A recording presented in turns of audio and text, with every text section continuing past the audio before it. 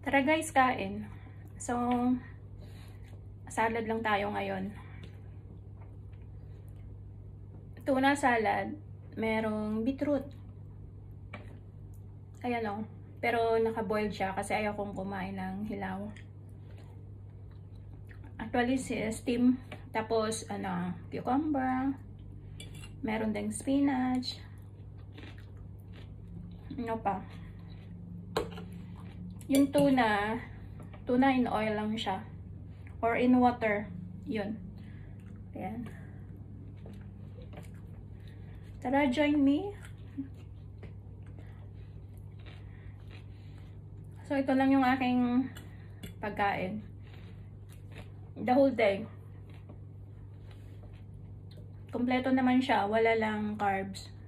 So, merong meat, yung protein. Ay, merong protein yung tuna. Tapos the rest yung vegetables. Yan.